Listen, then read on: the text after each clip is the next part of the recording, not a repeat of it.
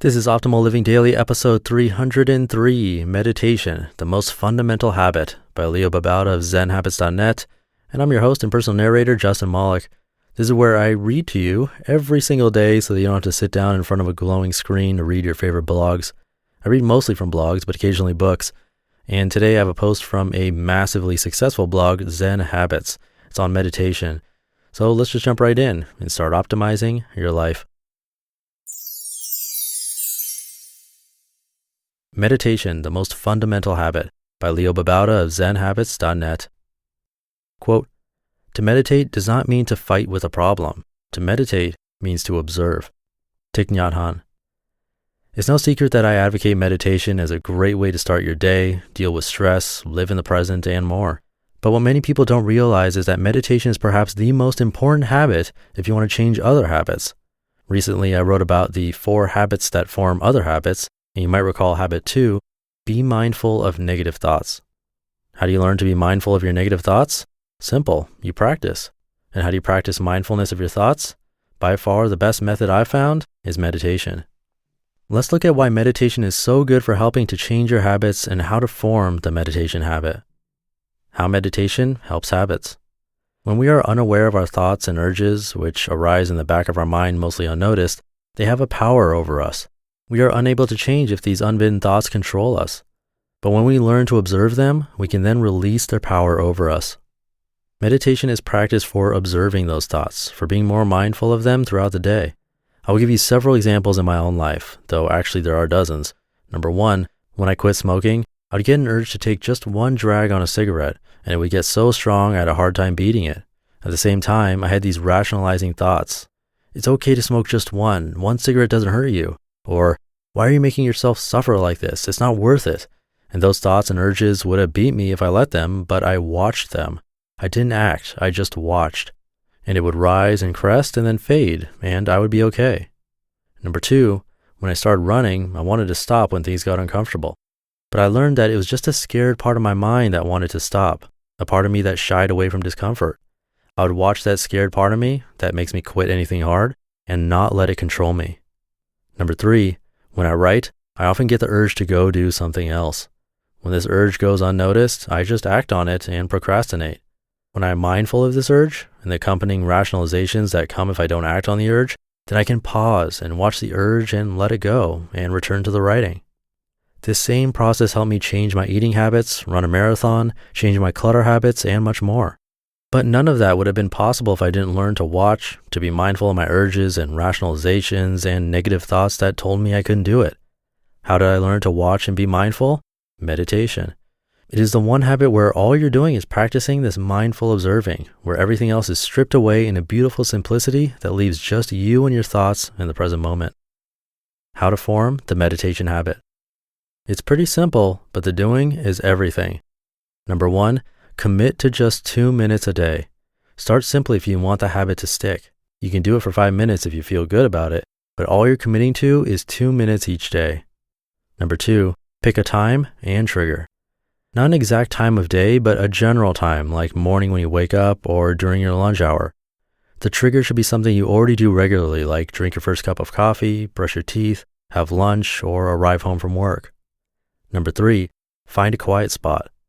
Sometimes early morning is best before others in your house might be awake and making lots of noise.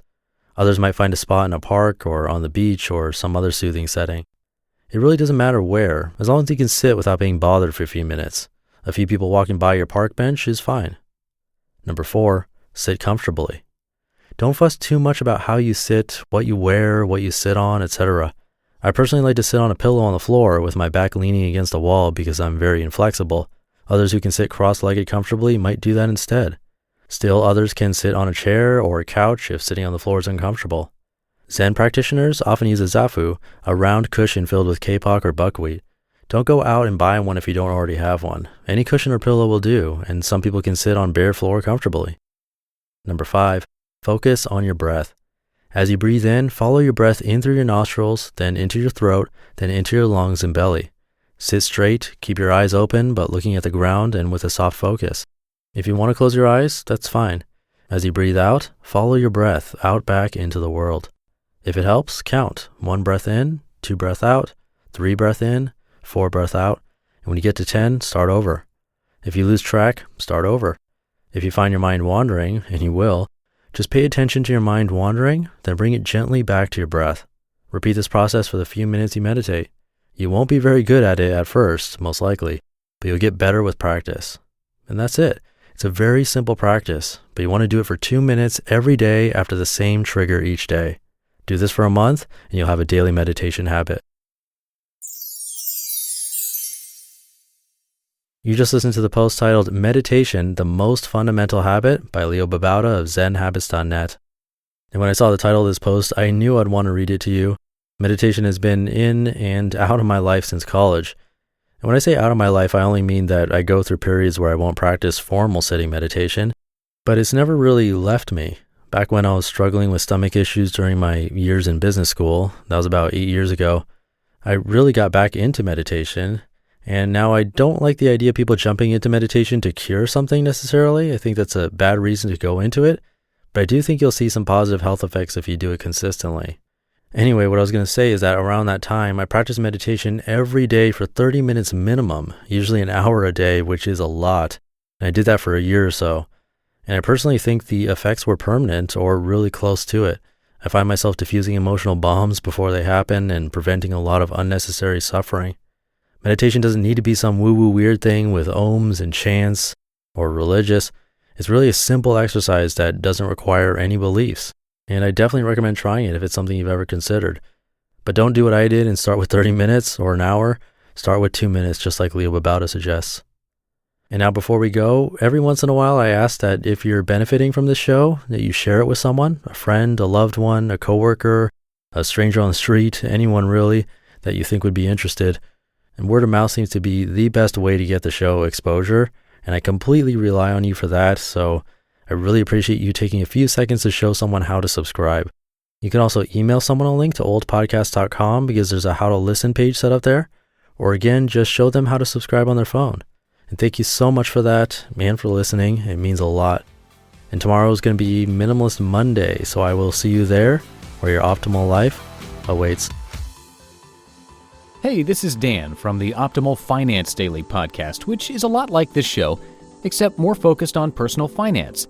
Justin handpicks the best posts he can find from blogs and authors like Ramit Sethi, Mr. Money Mustache, and more, and I read them to you 5 days a week. So if you enjoy this podcast, come on over and subscribe to Optimal Finance Daily too. And together, we'll optimize your financial life. You've been listening to Optimal Living Daily. Be sure to hit the subscribe button to stay up to date on each new episode and head to oldpodcast.com. That's OLDpodcast.com for a free gift as well as more actionable tips and resources to help you maximize your potential. Thanks for joining us, and remember, your optimal life awaits.